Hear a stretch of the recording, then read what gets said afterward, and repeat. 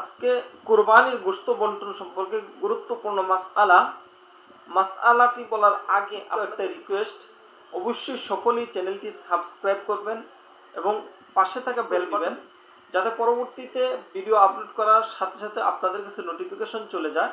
এবং live comments করে জানাবেন, যদি আপনাদের কোন ধরনের ভিডিও লাগে সেটাও কমেন্টস করে জানাবেন, ইনশাল্লাহ পরবর্তী সম্পর্কে ভিডিও বানিয়ে দেব। তো কোরবানির গোশত বন্টনের পশুতে একাধিক জনে কোরবানি দেওয়া যায়। একজন সর্বোচ্চ 7 জন কোরবানি, গরু, মহিষ, উট মধ্যে সর্বোচ্চ 7 জনের কোরবানি দেওয়া যায়। 7 জনে যদি কোরবানি দেয়, 7 জনের কমেও কোরবানি 7 জন, 1 জন, 2 জন, 3 জন, 4 জন, 5 জন, 6 জন, 7 জন, 7 জনের ক্ষেত্রে 8 জন যদি কোরবানি দেয়, কারো কোরবানি সহ হবে না। আর যদি একজনের অধিক কোরবানি, একজন হলে তো আর গোশত বন্টনের প্রয়োজন নাই। যদি একের অধিক দেয়, 2 জনে দেন, 3 জনে দেন, তাহলে অবশ্যটা মেপে, স্কেল দিয়ে মেপে বন্টন করে সমান ভাগ করে নিতে হবে। যে অংশীদার থাকবে তাদের সমান অংশ থাকবে এবং সমান ভাগ করে নিতে হবে।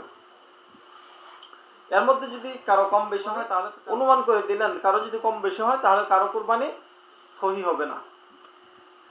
আবার কিছু কিছু অঞ্চলের মধ্যে রয়েছে যে সকলে সম্মিলিত গোশতের থেকে 5 জনের বা 7 জনের কোরবানি মিলিত গোশতের থেকে 3 ভাগের 1 ভাগ করে 1 ভাগ ওইখানে সামাজিক বন্ট অথবা গরিব মিসকিনদেরকে, যদি এইভাবে কেউ গোশত বন্টনের আগেই যার যার অংশ বুঝে নেওয়ার আগেই যৌথ বন্টন করে দিয়ে দেয়, তাহলেও তার কারো কোরবানি শুদ্ধ হবে না, সহি হবে না।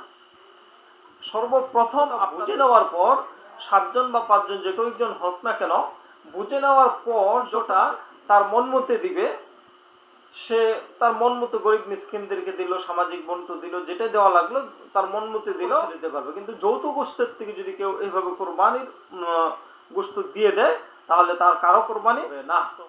আমাদের কিছু সংখ্যক সমাজের মধ্যে এরকম একটা প্রচলন রয়েছে যে 3 ভাগের 1 ভাগ যৌথ 7 জনে মিলে সমস্ত গোশত একত্রে রাইখাই ওইখান থেকে গোশতটা 3 ভাগ করে 1 ভাগ গরিব মিসকিনকে দিয়ে দেয়। তাদের অংশ নেওয়ার আগেই গরিব মিসকিনকে সবাই দিয়ে দেয়। এই ধরনের ভাবে যদি কেউ বন্টন করে, তার কুরবানি সহি হবে না। গরিব মিসকিনকে 3 ভাগের 1 ভাগ দেওয়াটা তো মুস্তাহাব, আর বন্টন করে নেওয়াটা হলো ওয়াজিব।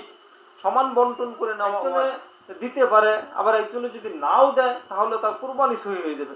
কিন্তু বন্টন করার আগে যদি কেউ এইভাবে বন্টন করার আগে যদি কেউ গরিব মিসকিনকে দিয়ে দেয়, তাহলে কারো কুরবানি সহি হবে না। ক্লিয়ারলি কথা বললাম। এরপরে নেওয়ার পরে যদি সে এই তরিকায় বন্টন করে, এটা হলো মুস্তাহাব তরিকা।